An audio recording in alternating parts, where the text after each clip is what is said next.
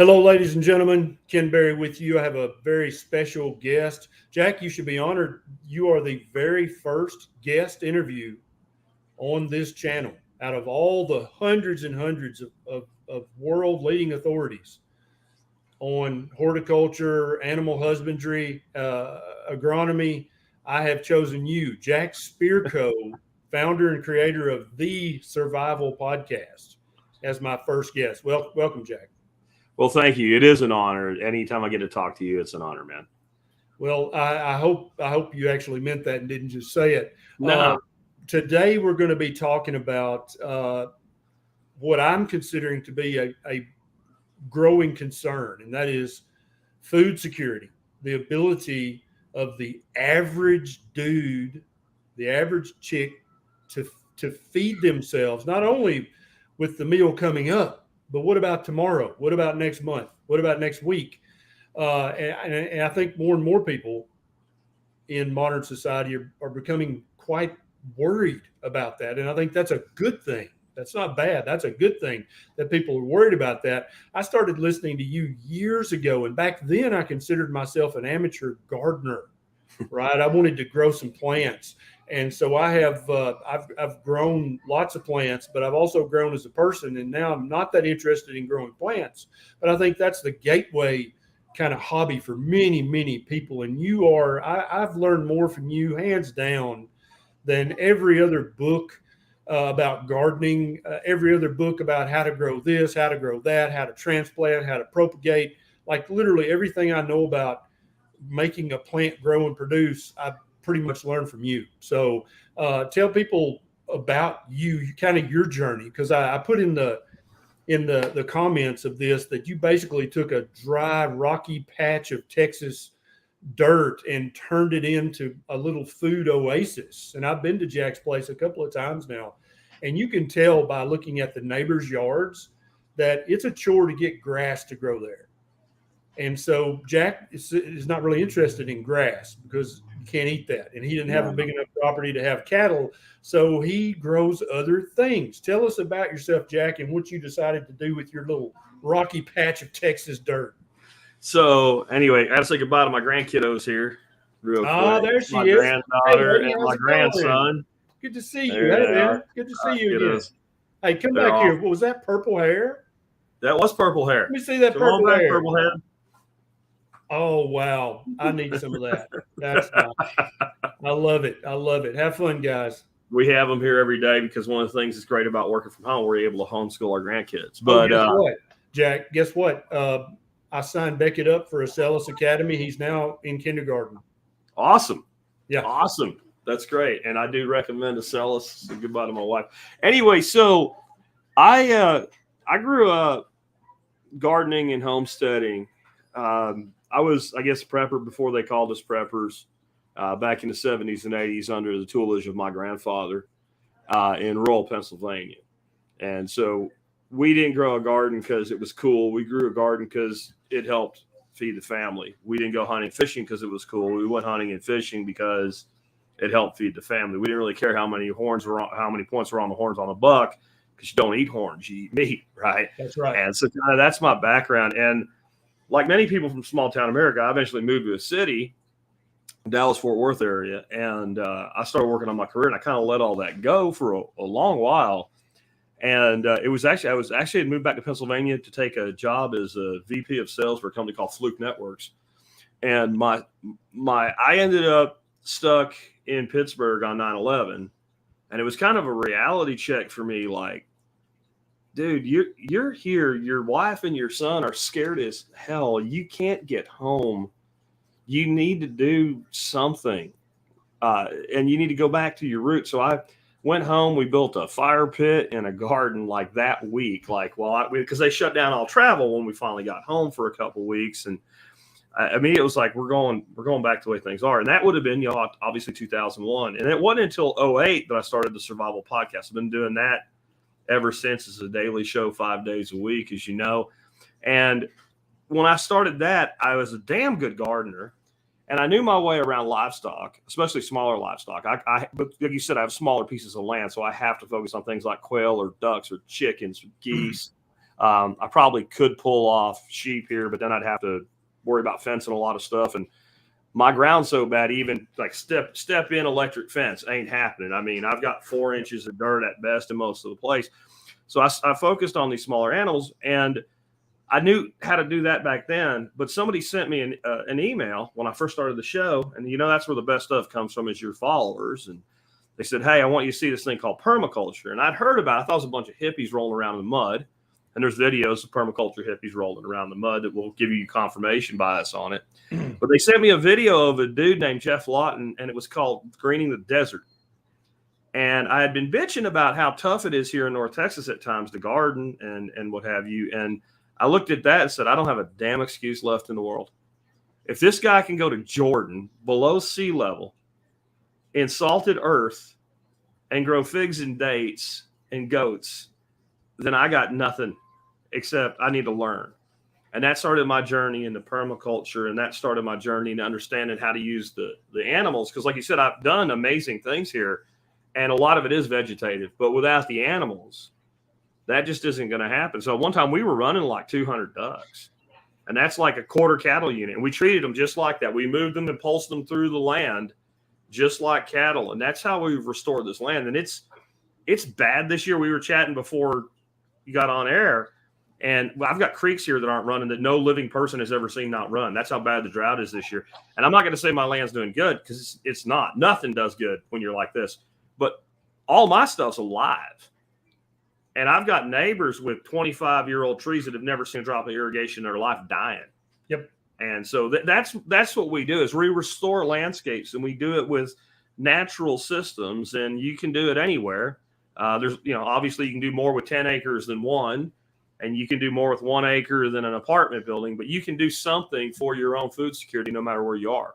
I totally agree. And that I would like to cover all those ranges, from somebody living on the 42nd floor in a 1-bedroom studio apartment with a tiny balcony, to somebody who's got a 1/4 acre backyard, to somebody who's got an acre. And then, when you get 10, 20, 30, 40 and above, I mean, you can kind of just trip and fall, and you can make some stuff grow because you got all that room. But I really want everybody to understand and make a commitment to themselves and their families. I'm going to start growing some percentage of my own food, even if it's just 1% of the food I eat in a year. I'm going to start growing that much of my own food. I know where it comes from. I know where the seeds came from. I grew it. I made it. I trust it.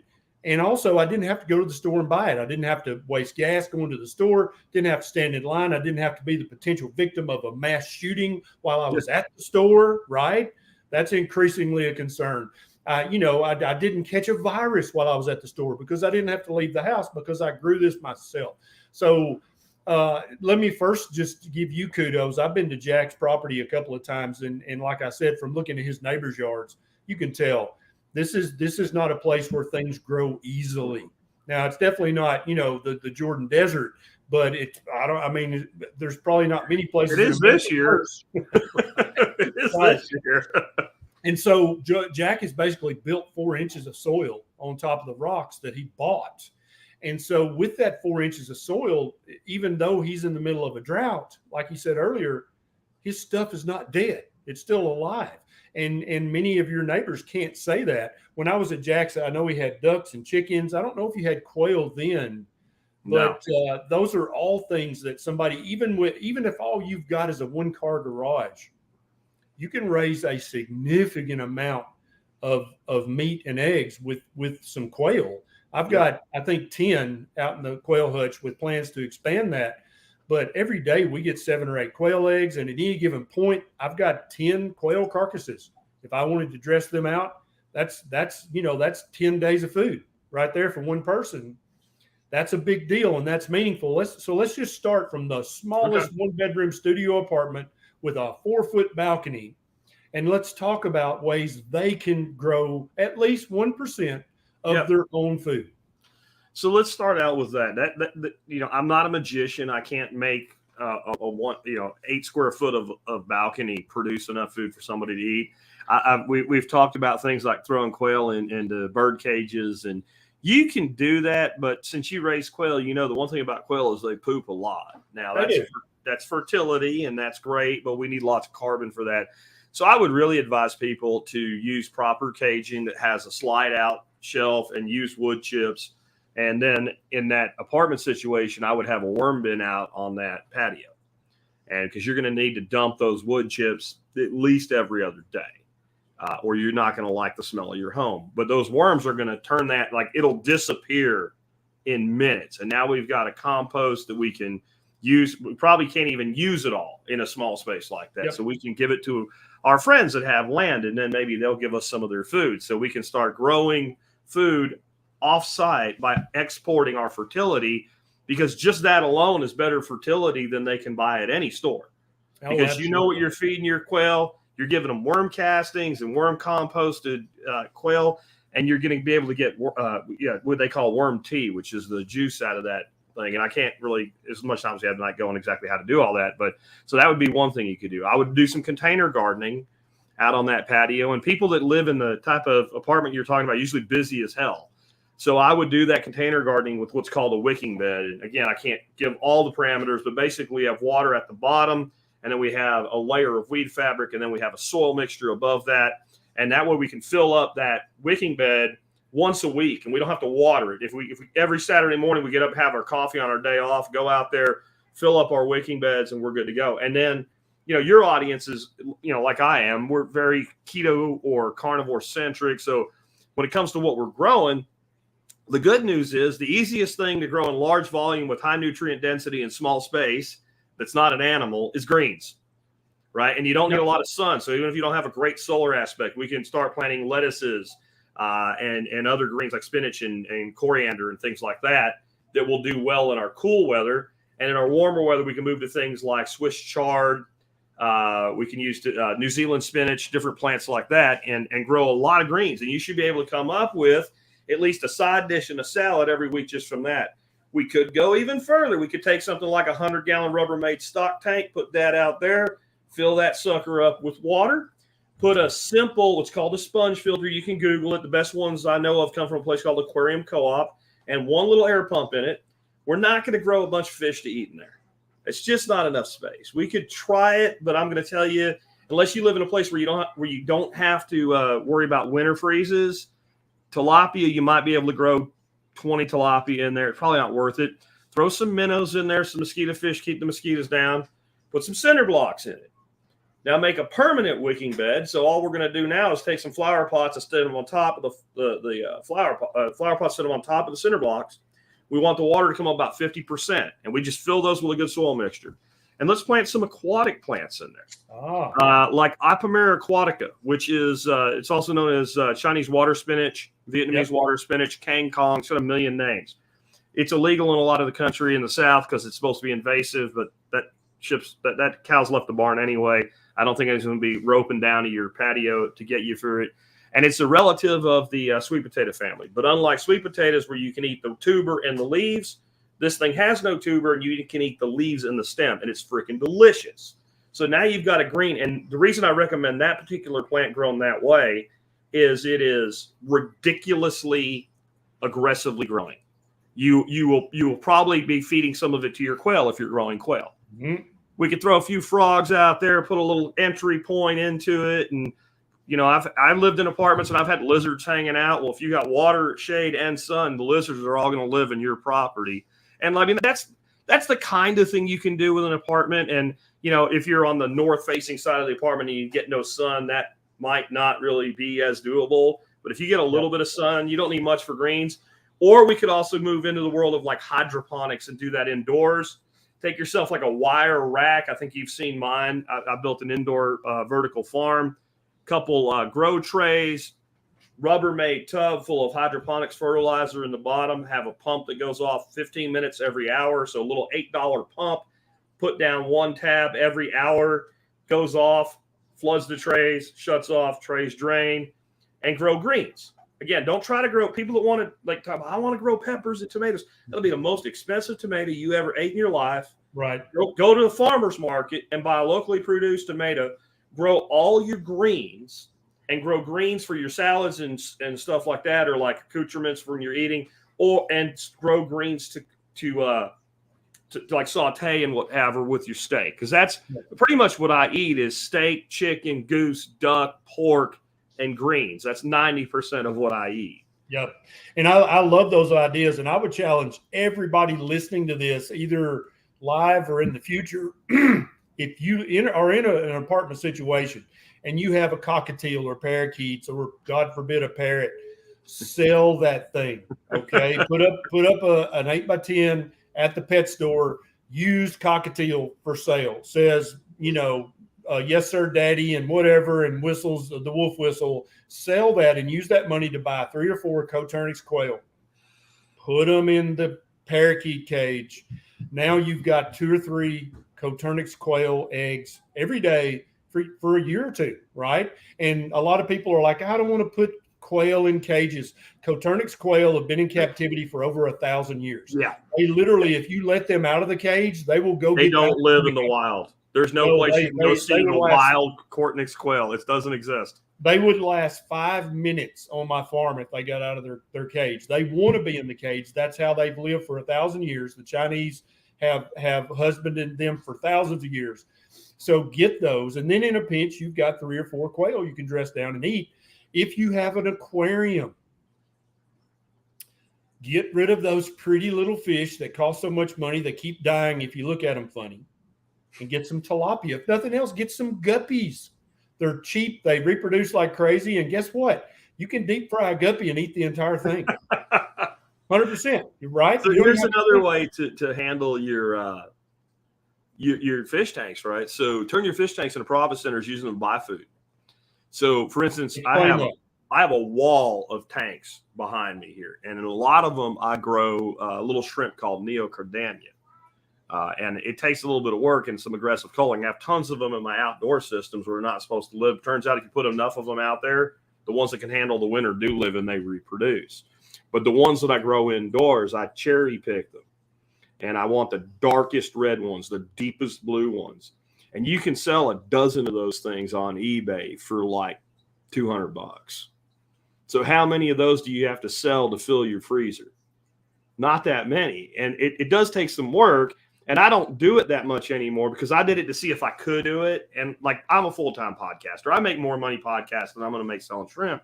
But if that's not you, then you could be doing that. The other thing I could be doing, I have a beautiful 40-gallon tank with some really gorgeous fish in it. But the money in it that can be sold is the plants.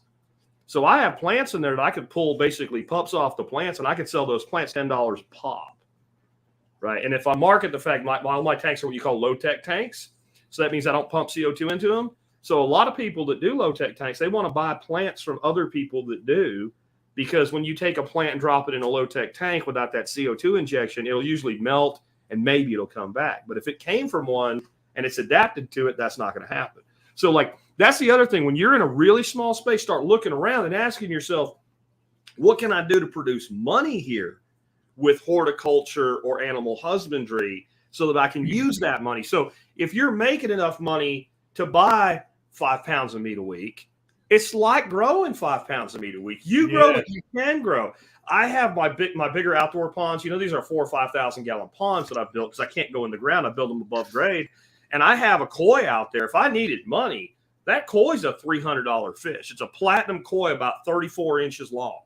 And the only reason I still have him is because I like him. But if I needed money more than I liked him, he would go to a yuppie in downtown Fort Worth right now. So start thinking that way too. Yes, absolutely. And in order for that to really work and be sustainable, we all need to be encouraging our local farms, our local gardeners, our local ranchers, our local little old ladies and gentlemen who have, 5, 10, 15 hens in the backyard. Yep. We need to not only encourage them with our words, like, thank you so much for doing this. I love it that I've got a neighbor with chickens, but also we need to encourage them with our dollars as well. Yes. Because when you buy their eggs and when you buy their locally grown produce and meat, at some point when enough neighbors are doing that, they're going to say, Jack, you know what? really ought to, I'm making a good little amount of money here. I probably need to increase the size of my operation. Yep. And now all of a sudden they're moving up in scale and they can knock the price down a little bit because of volume, right? And so, yeah, I love the idea of making money and then using that to buy local food. That's, yes, absolutely. I know one of the things I learned from you was purslane. And I have got purslane, Jack. I buy purslane seeds by the pound, and I do your random walk and scatter method. I've probably sowed 3 pounds of purslane all over this farm. And so I'll be out moving the sheep from one paddock to the other, and I'll look down and be like, oh, there's some purslane. I could literally eat that right now if I wanted to. And it's fairly high in oxalates. That bothers some people it doesn't, but it's also a great source of vitamin C and all kinds of vitamins and minerals. And it's literally grows like a weed. I've got a pile of rock out here where they're working in the yard, and there's a big fat purslane plant growing right on top of this just rocky, junky church. And so Jack has a podcast called The Survival Podcast. I got a link in the show notes. And he's got over, 3,000 episodes? Yeah, we did 31, 33 today, I think. 3,100. Every episode is got tidbits of wisdom, just like we're doing right now. What are the easiest plants to grow indoors? How can I use my fish tank? Just on and on and on. And I've learned so much from him. So let's scale up now, Jack. Let's talk about quail real quick, because that'll fit anywhere. It's one of the best things a person can do for food security. You got to buy your feed in. I haven't cracked. I can do it with chickens with a restaurant waste stream or something like that. But quail, you got to buy your feed in, but it's cheap. Go buy 300 pounds and you're good for a year with a big operation, right? Yeah. Now let's scale up. Now we're talking about a family of 2 with a kid. They've got a 2-bedroom house and they have a 1-car garage, Jack. And this is one of those tall and skinnies like they love to build in Nashville, Tennessee. So it's a quarter acre lot, and they've got a 1-car garage. Now let's talk about what they could do to utilize that garage and that little tiny backyard. So let's take the garage. I know a person in Detroit, Michigan. He has a 1-car garage. He's got a 4-foot wide by 2-foot footprint of his quail stack.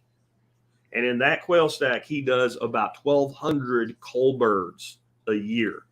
1,200 birds a year. 1,200 birds. That's how many he puts in the freezer or gives to his neighbors so they don't complain, because the male quail do make kind of an annoying rooster sound. If you're not breeding, you don't care. You wait till they crow and you pop the head off them. If they're the brown variety, you can tell by their breast what they are. But the reason they're so amazing is they will go from a little bitty thing about the size of a golf ball out of the egg. And I think they're 18 days on their egg cycle. So if you incubate them, 18 days, you got a little golf ball. Yep. At 6 weeks of age, you've got a bird that's ready to harvest for meat. Yep. Okay. At 7 weeks, it starts popping eggs out if it's a female, and it starts breeding at 6 weeks if it's a male. That's right. And your ratio in your cage, it needs to be about 1 rooster to about 4 hens. If you do much more than that, the damn hens will kill the rooster. So don't do that to the poor guy, right? Yep. But you could have 1 hen and four roosters at any given time that are your production. And since those hens will give you an egg a day, right? And let's say you want to do 2 dozen at a time. So every 3 days, you got a dozen. So every 6 days, you've got 2 dozen eggs going to incubator. All you do is put them on the counter. Don't put them in an incubator. Don't do anything special. They won't start to gestate until they go in the incubator. They'll all hatch within hours of each other if you do that. You got 2 dozen birds coming out. Every 4 days you can incubate more. You have your stacks to grow out, the ones you want for meat. And then you have all that compost we talked about, worm bin, or now you've got more space. So now we could be doing a more traditional composting method. So now we've got meat security like through the roof. We haven't had to worry about the blue hairs won't let us have chickens. Nobody needs to see inside your garage. Right. They live in Brad's garage in Detroit through their winters. That's a hell of a lot colder than most of the country, so they can handle that. Down here, you might need a fan in there for the heat, But, okay, you're good. So the problem with raising livestock for a lot of people is when it's time for it to graduate into the belly, like it's a hard thing to process. Yeah, I can literally show you how to process a quail with no tools in 30 seconds. Yeah, it's super quick. I haven't done it yet, but I've watched some videos. Yeah, head comes off, breast comes out, leg quarters come out, snap feet off. Now, when you're doing your coal birds, now your coal birds are your older hens. When you're like, I need a new group. So those I'll use shears on because they get a little tougher when you want to pull the legs out. But you end up with a boneless, skinless breast and the boneless, skinless leg quarters. I like skin. It's good, but it's so quick that fried and bacon grease, there's your fat, right? Yep. Okay. Yep. So now we got that. Now we're going to go out in the backyard. Well, now we're going to say, what do you want to do? Because one of the things you could be doing, if you don't have blue hares that are going to complain about the quail, you could actually have that small little group of quail inside. You have a little brooder down the bottom, and that's where you put your little baby puffballs. Well, as soon as they're big enough to go outside, as soon as they got feathers on them, you could be tractoring them in basically a big cage, and you don't want an open bottom with quail, right? Because everything eats the quail. If they turn the cage over, it's going to get them. So what you have is like bigger holes in the bottom so the quail can peck through. Now we can tractor your quail that you're growing out through your backyard. If you have a garden, we can put in a few beds and we can tractor them right through the garden. So we tractor them through this bed and then we move them to the next bed. Now we plant this bed. Now the quail have worked it. They've fertilized it. They're helping to remineralize it. Now you're producing for your meat. You're producing a better product. Yep. And when your quail that are in the garage are ready to be culled, don't cull them immediately. Grow out your next group. So you got young birds. So they're going to go into a molt at 18 months. That's when they shed their feathers, going to stop laying eggs. And when they come back after that, they'll never lay as good as they did their first cycle. Right. So then put them out in the tractor, finish them out there, clean them out. So they're not relying so much on that feed you're buying in. They're actually getting that. Now we got better quality meat. We just play with quail. We haven't even started with the rest of that quarter of an acre yet. Yep. And so if you've got a nice security fence in the backyard, the 8-foot wood fence, yeah. So the blue hares, as Jack says, can't see what you got back there. I have to say this, Jack, because every time I start talking about chickens, someone says, well, I mean, they're going to crow and the neighbors will hear them. No, number one, you don't want to have roosters if you have an HOA or if you have zoning. Hens, number one, do not crow. Number two, hens will lay eggs if there's no rooster present. Yes, they will. A lot of people do not know that because they're so disconnected from the earth and from the farm. They don't realize that. Hens are going to lay eggs without a rooster. So you can absolutely have a flock of hens in your backyard if you've got a high wooden fence and you don't have a bobcat problem like we had in Nashville. So let's talk about that too, because I free range my birds. You've been here, so you know, but that's because I live on 3 acres and I can. And if one goes over the fence to the neighbors don't care. If I lived in a suburban area and I wanted chickens, I would probably do an old style victory garden. I'd have my chicken coop and I would have 2 runs. And I would garden in one run and put the chickens in the other run. And in my climate, instead of doing it every year back and forth, I have a 2-crop climate. I have a spring, summer climate and a fall, winter climate, right? So what I would do is I would run those birds on one side, deep litter mulch. So that's throwing every bit of carbon and other junk I can get. Every bit of my yard waste goes in there, and they would work that ground for me. And when you have a setup like that, Jack, there is literally no such thing as kitchen waste. No, there's no such thing. So all of a sudden you pull out the crisper drawer and there's 3 big fat zucchini you bought 2 months ago. And you're like, oh shit, I forgot these zucchini. Guess what? That's fine because you're going to turn those zucchini into eggs. Yep. So you feed that to them. And the other side, right, if I actually have a separate garden, I might even go ahead and when I move them out of there, I'll throw in a crop of, depending on the time of year, what it's going to be. But if it's, let's say it's early spring and it's warm enough, I'll throw a crop in there like buckwheat and cowpea, and I'll let that come up. And I'll move them right back in there just for a week and let them take it down and then put them back on the other side for the long cycle. Now I have really turbocharged. Now I'm going to plant my garden for my food in there. And I'm just going to keep doing that rotation. And I've got plenty of eggs. Now there is an actual way to keep roosters from crowing. I don't like it, but it does work. And if you needed to under hard times, you could do it.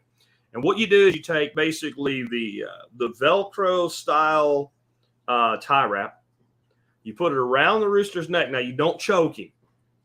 You put it around him to where it'll stay there, but it's not going to do him any harm.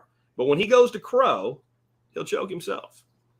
Because I've never heard that before. His neck will expand. Don't do it with the damn vinyl freaking ones or whatever. And I wouldn't even. I wouldn't zip tie, right? Yeah, I wouldn't even do this to a bird myself. But if we got into a point where, like, I either need to be able to have a fertile flock, or I'm going to be starving, okay, then the rooster can wear a collar. Yeah. Right. Yeah. So that would be one way that you could handle that. I would just stay away from roosters in the suburbs unless you live in a place where other people do it and it's cool. Like if people are okay with it. Around here, if you bitch about somebody's chicken, like 20 people are going to beat you up because like you just aren't allowed to even talk about it. Like you ain't from around here. We don't want you here. You need to go home, Yankee. That's what you're going to get around here if you complain about a chicken. Yep. But 2 miles down the road, but to be fair, it's not just where I live. It's 2 miles down the road. It's Blue Hair City, and there ain't no chickens down there. You know? Right.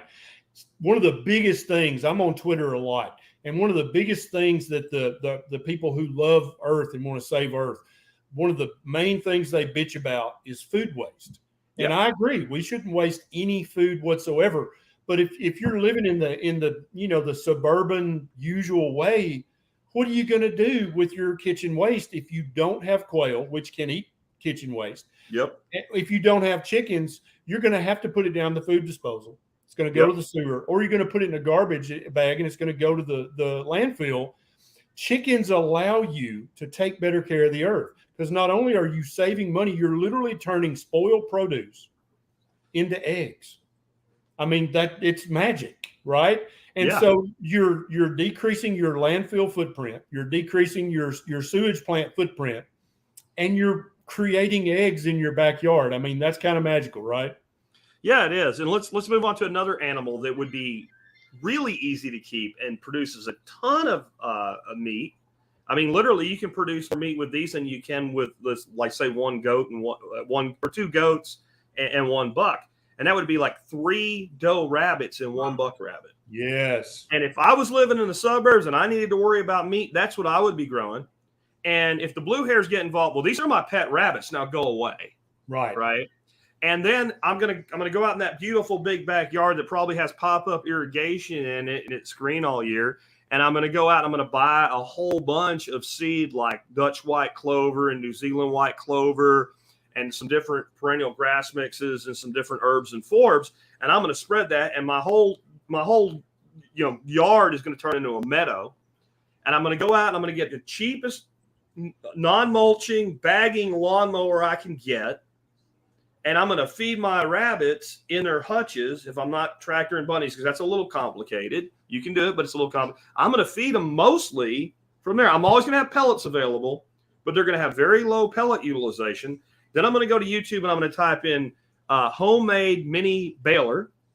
And I'm going to learn how to make for about $50 a little baler. I'm going to make little bales out of my grass. I'm going to make hay while the sun shines. Yes. I'm going to store that in my little garage in Suburban City. And I'm going to have feed for my rabbits all year long. Then I'm going to take the Nick Ferguson approach and say, well, we're going to have some trees here. And instead of planting freaking Bradford pears that don't produce nothing, maybe I don't want to grow a bunch of fruit. Maybe I've gone keto. Maybe Ken saved my life, right? And I lost 100 pounds. Maybe that happened. So maybe I'm going to plant some hybrid willows and some poplar and some white mulberry. And then I'm going to start taking that. I'm going to feed that as fodder to my rabbits. So now I've got, with rabbits in that scenario, I almost don't need any feed, but I'm going to have it just to make sure that need is met. You know, a couple little bales of Timothy hay and some rabbit pellets, and that's your extra security blanket there. So, that's just, and here's something that people need to understand. These small suburban lots, quarter acre, half acre, in some ways, they're an incredible advantage. I can't irrigate all 3 acres of my land. I have one well. I can't do it. If you live on a lot like that, you can irrigate every inch of it, and you can do intensive management to every square foot. And yes. People will say, well, if you have 4 acres, 5 acres, you could pick a small zone 1 and do the same thing. You can, but it takes a lot more discipline. The landform itself disciplines you, right? When I lived in Arkansas, I had 5 acres. But you probably won't.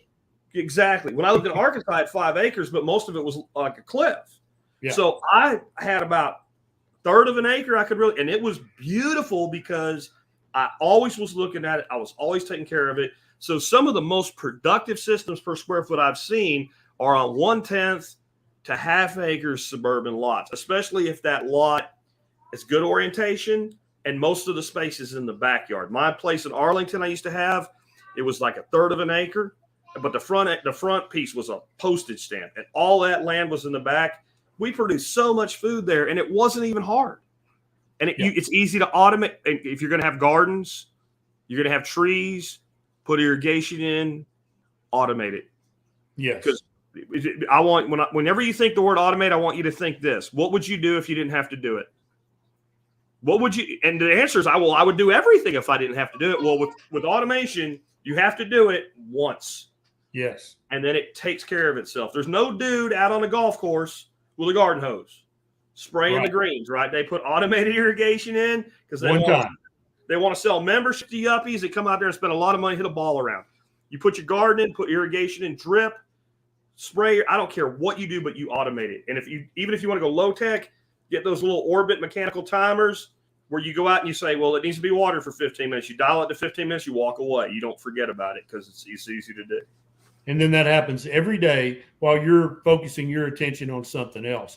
If somebody in this theoretical 1-car garage, 2-bedroom house with a 1/4-acre backyard with a good fence, if they went whole hog, Jack, with just filled their garage up with stacks of quail cages and filled their backyard up, had elevated rabbit cages all the way around, had hens underneath, how many neighbors could you feed if you just went full bores and just saturated as much as you could? How many people could you feed with that system? Probably at least a dozen families, at least a dozen families on your families. You're going to be bringing food in if you're going that heavy, right? Like feed stock. But if you look at the DeVeas family, and I think Jules passed away a couple of years ago. They're not my favorite people, but I do love what they're doing. And they were growing somewhere in the neighborhood of 7,500 pounds of produce on 1/10 of an acre in Southern California. Yep, I've seen their videos. And it's all they're not doing animals like we're talking about. They're doing. I think they had a couple chickens, but that's not real. That was all mostly salad greens, tomatoes, and peppers is what they were doing. Yep. And I'm a lot like Jack, and I have great respect for Jack because of this aspect of his personality. I have watched the crunchiest hippie tree huggers and how they grow their produce, and this family he's talking about, that's kind of their style, which is totally fine. I have watched and read books by the hardcorest of preppers and survivalists. How do they store food? What do they do to protect their family? And I think that we need to all take our blinders off, and we need to go, okay, this guy, he may be the most liberal Democrat or the most conservative Republican, and whatever your political leanings is, I don't really care. But what I'm saying is you got to put that kind of stupid shit away. We're getting to the point in our society where food's going to actually start to really matter, and where it comes from, and if it comes, is really going to start to matter. So all you guys watching this, you got to start branching out and say, okay, I don't care what their politics are. I don't care what the religion is. They do it better than anybody else. I mean, growing 7,500 pounds of food on I forget what size they're little. 1/10 of an acre, but that included the footprint of the house and that's not the total amount of dirt. Yeah. So I would say they were more like a 20th of an acre of grow space. Yeah, I need all you guys to take your politics and your religion and your preconceived notions and stick them up your butt and shut the hell up about all that shit. And let's talk about who grows the most produce on the smallest footprint. Who grows the most sheep in the smallest pasture? Who grows the most chickens, the most quail? You need to be figuring out how to do that, because that's going to be very important here in the near future. I dig this comment, Ken. Let's talk about these guys for a minute for food production. All right. Let's talk about right here. You keep changing it on me. Oh, I'm sorry. Go ahead. Yeah. I think this one of your people. Muscovies, though. They're like the goose duck. They're like half goose, half duck. Okay. So what we're talking about is baby beef. That's what a Muscovy duck is. The breast of Muscovy tastes like the best, not a veal, but not quite a full grow out, like the best young steer you had. Like he was too young, but you were hungry and he was there and that's what you had. That's what they taste like. They have almost no fat in the meat. They have beautiful fat in the skin. It's gorgeous fat. But there's more than one form of automation. There's automation that's a technological automation, which is I take it and I set the timers and set the Adreno or whatever. But there's natural automation. In other words, nature does the work for me, so I don't have to do it. So to me, that's automation. There's one thing you're going to have to do with Muscovy ducks, especially in a suburban environment. Once a year, they're going to molt, they're going to shed all their feathers, and they're going to grow their feathers back, and a Muscovy flies. And when I say they fly, I mean they fly They go where they want to go. I let them get out one year, and they were on my pergola pooping in my pool, right, and swimming in my pool. So you gotta catch them at the molt and clip those wings so they can't fly. But now you got a perfect suburban bird.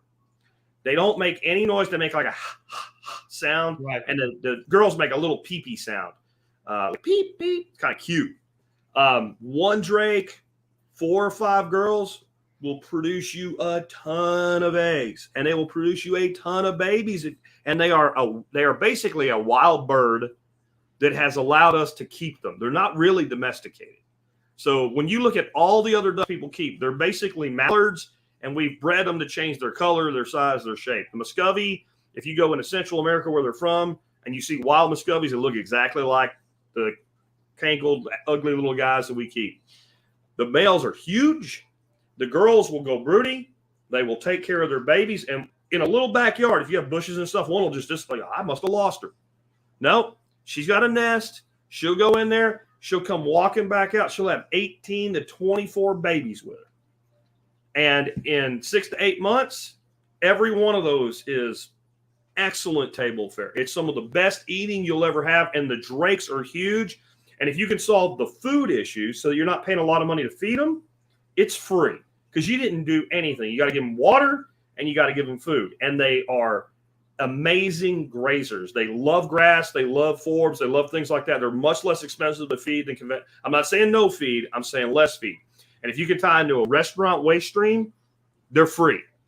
They're free. You go down I'm about to look into that right now. I'm about to scale up my chicken production, and I'm going to be talking to a couple of local restaurants. Be like, hey, if I bring you a 55-gallon drum once a day, will you just throw all your food? Throw it in there, and then you ain't got to pay the dumpster. I don't care what it is, throw it all in there. So I just did a show on this yesterday with Billy Bond, and what he said is never tell them you're feeding it to your livestock. You tell them, I want this waste to make compost with, which is not a lie. It is what you're going to do. The animals are just your labor force. That's right, because they're going to turn it into poop eventually anyway. Yep. Yeah. So why? Tell us why, Jack. Why would you not say this is for my livestock? Liability issues. So if it's livestock feed, it could contaminate the livestock, and somebody could die, and somebody could get sued, and it's all BS. But that's how they think. But if you say it's compost, and especially if they're one of these ESG companies, man, you guys are contributing carbon to the waste stream, bro. And I'm here to help you. Like, that's right. I'm here to take, like, what Billy said is if you go to a school, like a middle school or something like that, and they tell you no, turn up at their next school board meeting and say, I have agreed to take all of this milk, all of this vegetation, all this waste that these people out here are paying for, and do something good with it. And instead of it going to the garbage and having to pay a waste disposal fee on it, and they said no, and I don't think that makes a lot of sense. He said some other stuff that I'll let him speak for himself with. It was pretty comical, but you guys can look that episode up. That was 3132 at thesurvivalpodcast.com. Yeah, so this is the kind of stuff that Jack has got a podcast. If you're like, well, I wonder about quail, he's got podcasts. I wonder about rabbits, he's got podcasts. I think you've got a YouTube video about quail and the rabbit, don't you? Yeah, well, on quail. When I got into quail, I did a series of shows on quail. I did an episode of Q&A on quail. The episode of Q&A was 3 hours and 40 minutes. Yeah. Just on so Q&A. If you're new to this and you're like, I need to learn how to do some of this stuff, Jack Spirko's your guy. He's got YouTube videos. He's got a 3,000 episode plus podcast that he just breaks some of this down. He's got special guests all the time. You gotta click on the link down in the show notes and make sure that you bookmark that. I don't know if there's many of your episodes of the Survival Podcast I haven't listened to. I've been listening to Jack Spirko since he was in the Jetta, and some of you guys will know what that means. So Jack is in his car going to work, and he started his podcast mobily. And so about every 10th episode, he's in the middle of explaining something. All of a sudden, you hear Jack go batshit crazy, start cussing and throwing stuff because somebody's cut him off in traffic. And it's just the coolest thing ever. I freaking love that. I'm like, because I thought you were faking it there for a few episodes. No, until I heard that, I'm like, I think he's really in the car. There's an episode where I dropped the F-bomb because I thought I was going to get T-boned. And you hear the car light up the brakes behind me and all. I had nowhere I could go. It was one of those like hemmed in. But the one dude moved and the other dude moved. And then the guy next to me got T-boned. And Yeah, it was something else. But I've learned so much from this man. So you guys are honored to listen to him and listen to his podcast episodes. So now I think we've covered. Now let's scale up. Now we've got somebody with a 2-car garage. They've got a 100-gallon fish tank because somebody's got a job in the family. They've got a 2-acre backyard. Oh wow! And yeah, I mean they got plenty of room. So let's talk about what a family like that could do, how they could get started. I mean, let's start off with everything we said about the smaller suburban property would be the way to go. Let's look at this from a standpoint of we have a big enough property now to start actually managing in true zones. So in permaculture, we do zone management. And zone 0 would be the house. It's inside where you live. Zone 1 would be the place that you step foot on every day. And that's the place you're always going to be. It's in your line of sight. You're going to be there. If you have a little chicken coop and it doesn't, and everybody teaches it in circles, I think that's stupid because people don't walk in circles, right? So if you walk out to the chicken coop every day to let the chickens out, that little peninsula, even if you have that coop way out by the fence, that whole peninsula is zone 1. So maybe we would put some gardens in that peninsula on both sides of that path. Because you're walking that way anyway, every single day. You're going to go there. Right. So we're going to go out there. We're going to go out there with a bucket. The bucket's got all the compostables for the chickens to eat off the counter. On the way out, oh, there's the weed in the garden. We're going to pick the weed up, throw it in the bucket. There's a weed in the garden, but it's pretty little, and chickens like that weed. I'm going to let that grow a little bit longer. We're going to get out there. We're going to dump the bucket. So we're going to start managing zones because 2 acres, there's going to be some places on it that you don't step every day, unless it's just a thing that you do. So you start thinking like your little orchard type arrangements and all kind of go in your zone 2 or 3 in that thing. We're not going to go to a full 5-zone system like if we're managing a large farm where we've got a food forest and stuff like that. Even if we have a food forest on 2 acres, it's probably going to be handled more like a zone 3, meaning heavy mulches, probably some irrigation in the right climates and what have you. But we're going to do what we've done already. And if we're smart, we have that discipline. We're going to put those intensive gardens and the livestock that need attention every day as close to the house as we can. We're going to start looking at things like how can we cut our electric bill. So if we have a south-facing porch, maybe we put a pergola over it instead of a full cover and we plant some sort of vining crop on it. That's going to shade that, keep the house cooler during our summers, but all those leaves are going to fall off and open up, and we're going to let that sun come in the winter. So then instead of planting something up there like some sort of ivy or something like that, maybe we should plant something edible, right? Maybe it's grapes. It'd be kind of cool if we were walking out on our back porch and we were able to just reach up and pull grapes off it or passion fruit or something like that. Yeah, you could also plant gourds or squash. They would climb and cover the entire thing. They have humongous leaves. Yep. And then you literally would have gourds or squash hanging down as decor on your front porch. You would have basically a covered porch because the leaves cover it. Yep. And this brings up something. I love to think about things in layers. Yep. Because first of all, we're talking about growing food, right? You've got winter squash, summer squash, whatever you've decided to grow up your trellis and cover that pergola over your front porch. But those leaves are going to turn into mulch. Keep talking. I'm going to grab some. And also you just lowered your electric bill because now that part of your house is shaded from the summer sun. But then when the winter comes, those plants are going to die. Then you're going to be able to get winter sun hitting your house, and that's going to save you money in the winter. So you literally are making your house more solar friendly. So saving money on the electric, both in summer and winter. You're making mulch to build soil, and you've got all these winter squash or summer squash or whatever. Look at this thing. What if you had those hanging down on your front porch and you could just walk out the door and pick one? What is that? This is called Tromboncino zucchini, and it's basically a summer squash or a winter squash, depending on how long you let it grow. This one grew long enough that it's a winter squash. And what makes this so awesome is many people out there think that the worst evil thing on the planet is a squash vine borer, and they're not wrong. It's a horrible insect pest with squash. It gets in the vine. Vine looks beautiful, all of a sudden the vine dies. These are very, very resistant because the vines are tough and small, and they grow like crazy. If you pick it young in green, it's like a regular zucchini. And this neck from here up, that's all meat. There's no seeds in it. Nice. So if I cut that off, this right here, if you're keto and you want to make zucchini noodles, the whole somebody needs to take a screenshot of this right now. for future use. No, back out like you had it before. Yeah, just never mind. Like this. Yeah. This like that. So this whole thing, right, is going to make zucchini noodles for you. Is edible. If you let it grow out like this, then it's basically equivalent to a butternut. So we're going to make a bunch of butternut squash soup with it for the workshop this fall. Yeah. And if you're a carnivore, you can chop that puppy up and feed it to your chickens and turn it into eggs. So there's a ton of seeds in here. So there's your seed crop for next year. But I think I got like 15 of these sitting on the counter out there from one vine in a bad growing year. If you live in New Jersey and you plant these things, you're going to be throwing them over the fence at people because they're going to grow like that. And you'll be trying to give them away. Yeah, seriously. And they're just fantastic. And it's an example of you learn as you go. Like that's a plant that I didn't know about 6 years ago. I found it about 6 years ago, and I'd given up on growing squash in this climate because the vine borers just made it miserable. You could put netting on it. I'm like, I'd rather eat meat anyway. And when I found those, I'm like, well, I'll give it a try. Yep. And I mean, if you have a spiralizer or something, you throw that neck in it and you're good. Or if you want to do, they'll get that big and still be zucchini-like before they'll start to harden. Yep. They'll get about that big and then they'll start to turn. I grew one last year that was 3 times that size. But so if you have a food processor, you take that neck and you put it in a food processor and you cut it in little discs and go make you some keto lasagna with it.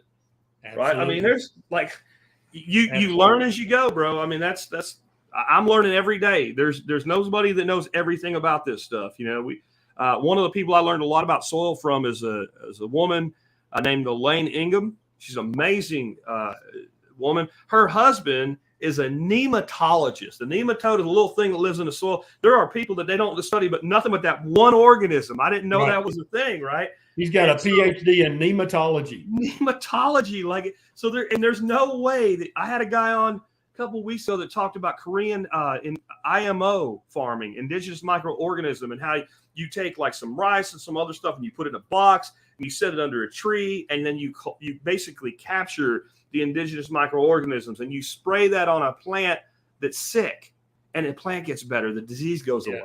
Yes, right. And so I'm learning about that for the first time. And I've been doing this since I was 7 years old. Yeah. And that's what's beautiful about this is you never get bored. You never stop learning.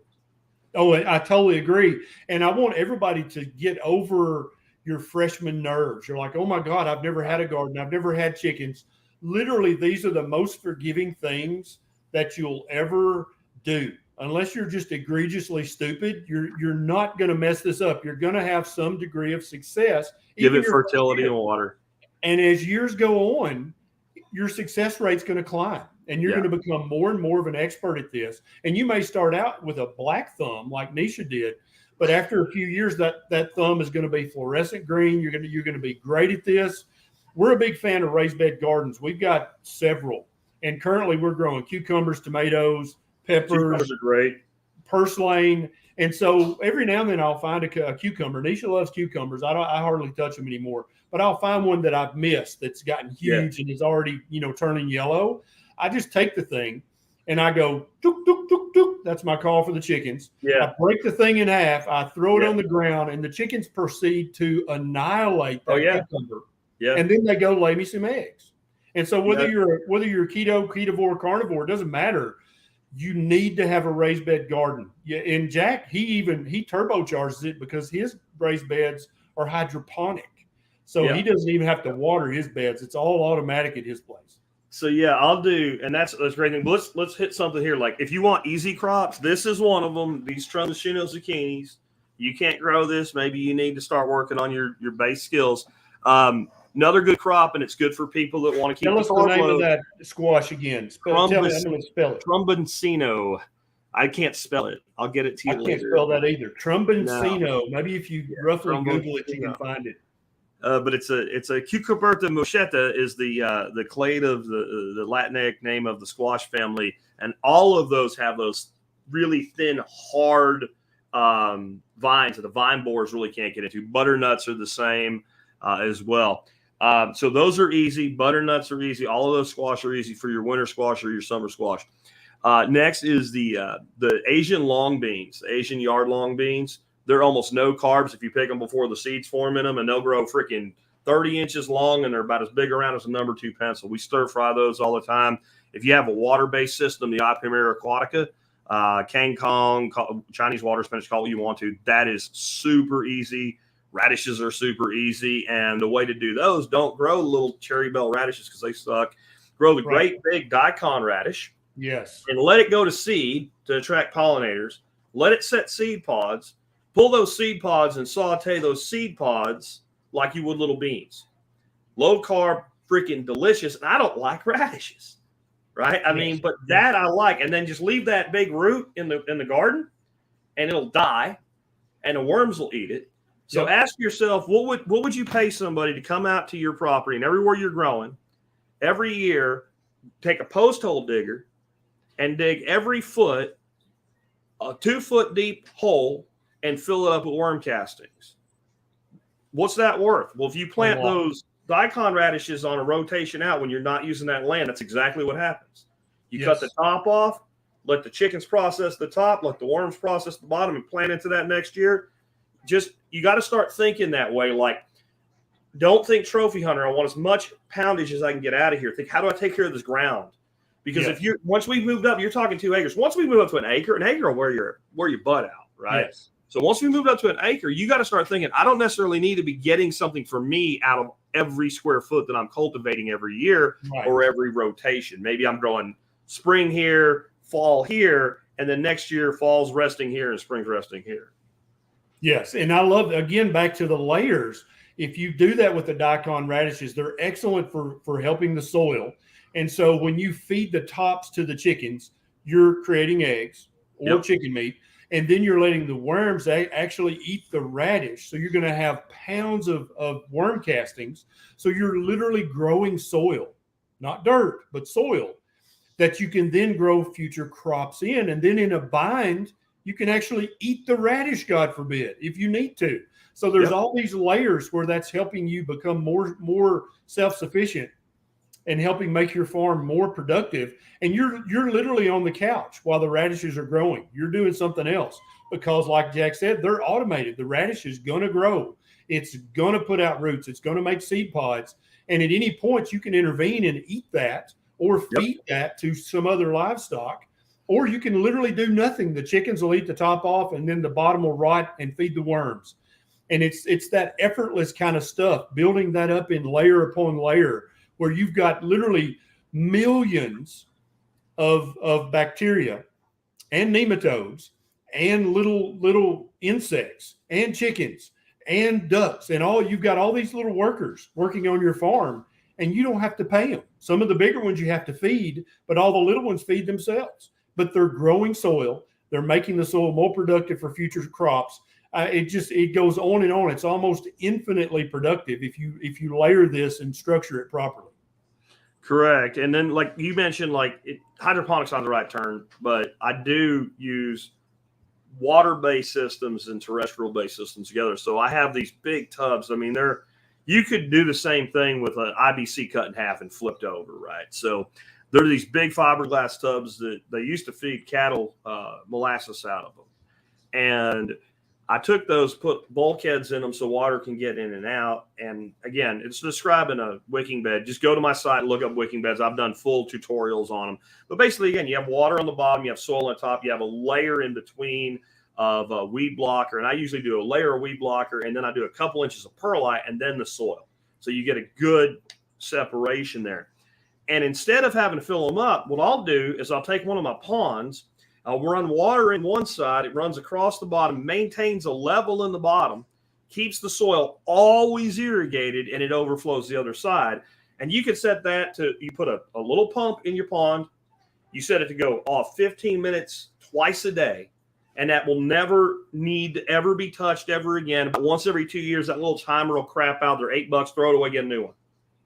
And then that way we're taking the pond water, which has full of life and full of oxygen for the fish, and we're giving it to the plant. And since we're not watering, this is what's awesome about it. If you're watering through the top of a container and there's water coming out the bottom, well, nutrients coming out with it.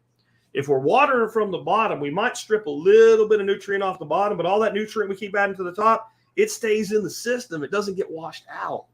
So now we're using sort of aquaponics and sort of container gardening. We're putting them together. And you know what we do in that water, right? Can we grow food? So instead of growing goldfish and koi, I go down a little park pond with my grandson. We take a few pieces of shrimp that we throw in some salt the night before so the fish can't steal it. And we catch a whole bunch of bullheads. We take those bullheads, we throw them in the pond. Once a year, we drain the pond down to where it makes it easy. We harvest 100 bullheads that are about yay big. And I figured, like, I never used to really like them that much. I thought they tasted good, but there's so much work. I learned a method. You just go here on YouTube and search for it. You'll find a little old man with a pocket knife show you how to do it. It's called shucking bullheads.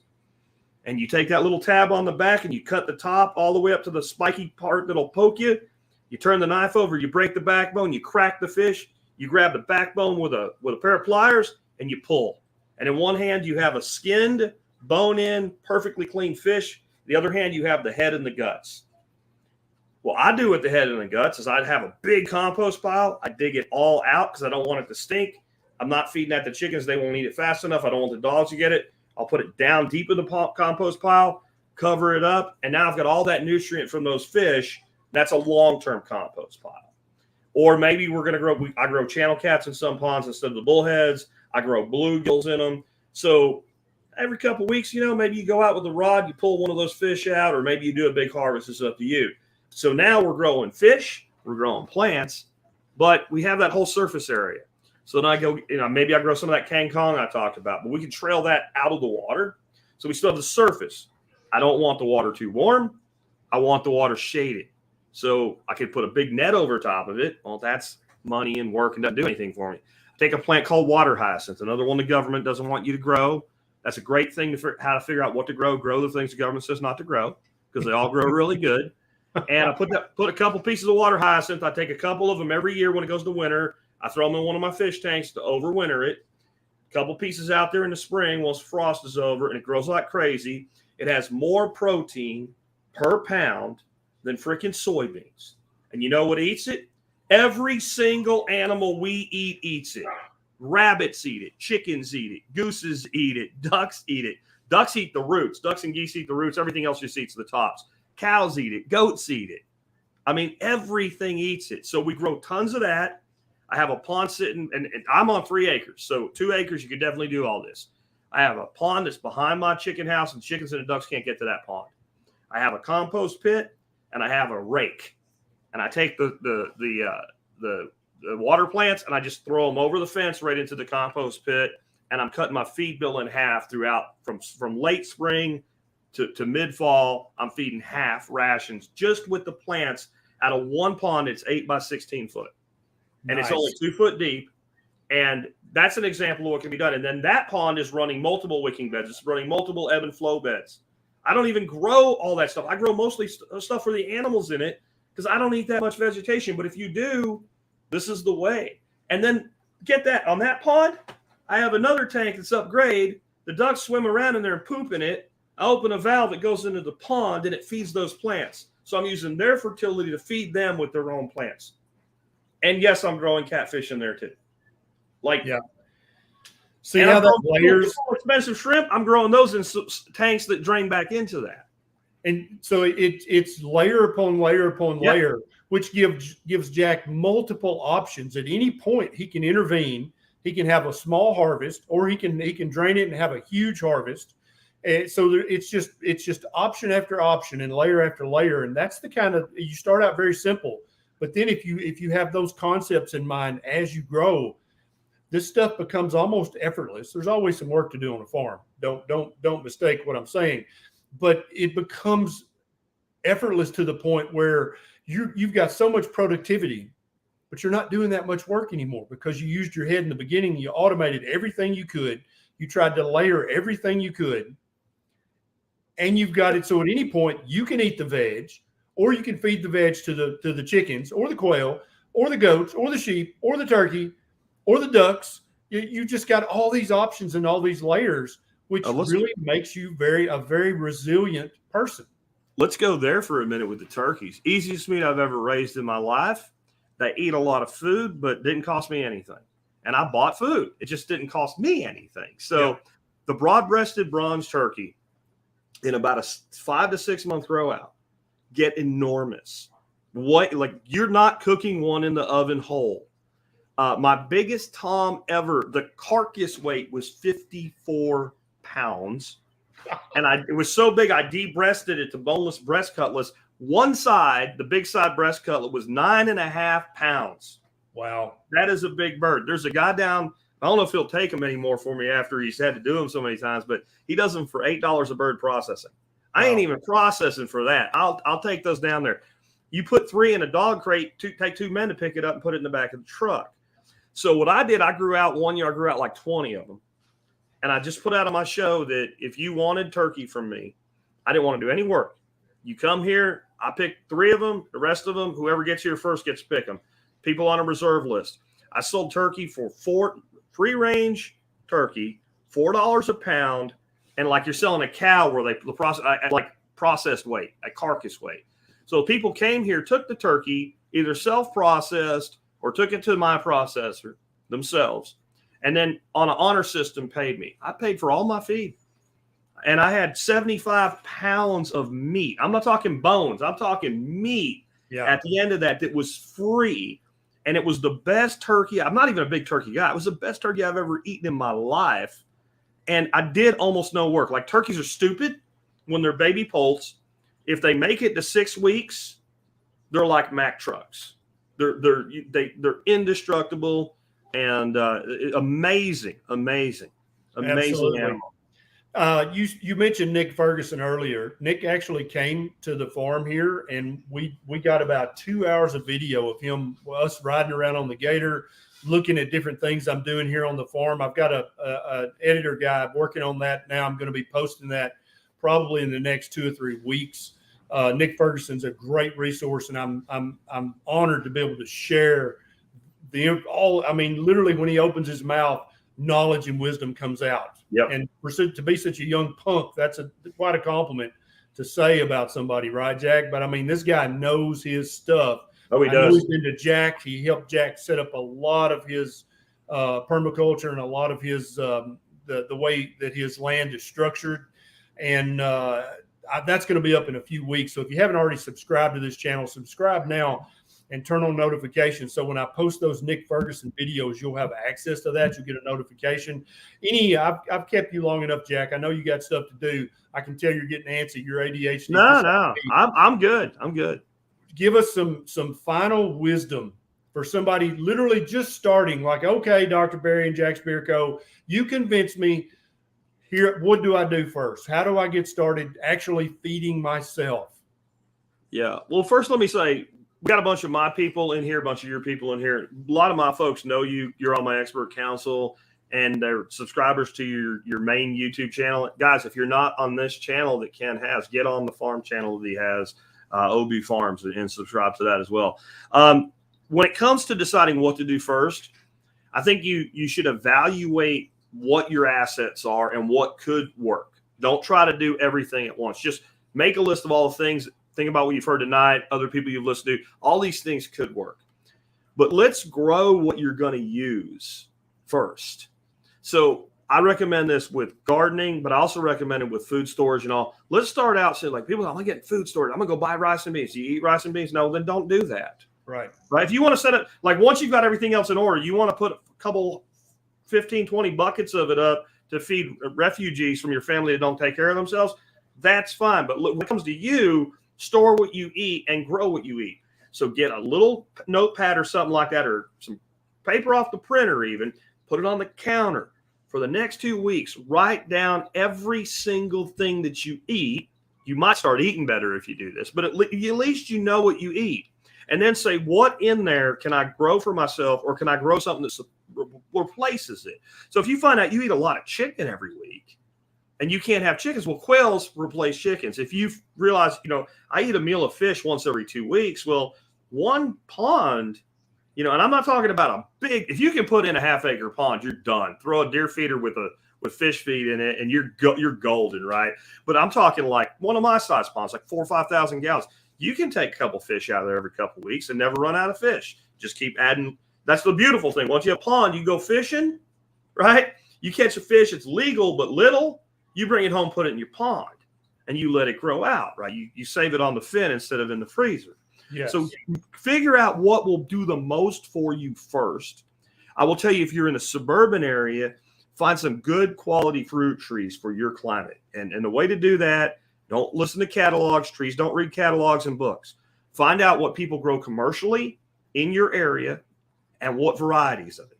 Plant that, because even if you don't eat fruit, you are increasing the value of your property. If somebody goes and looks at 2 different suburban houses when you decide to move and get your bigger homestead, and one has 4 or 5 apple trees in it, and the other one has one big lollipop, some kind of ornament, they're going to buy that. So plant fruit trees, vines, shrubs, perennials, and start learning and learning slowly. And I just said, don't trust the catalogs for what to grow, but read the catalogs. Some of the catalogs are the best information you get. Catalogs like Baker Creek, that one will hit you in the wallet because it's really, really well done.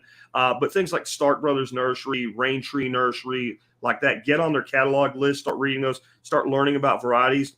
Look and see, like, I love to do permaculture, but I'm not a purist. I like to learn from people. So if there's a garden club in your area, go there. If there's a master gardener program, they're going to put all kinds of fertilizer and stuff you don't want to use, but they still know how to grow food.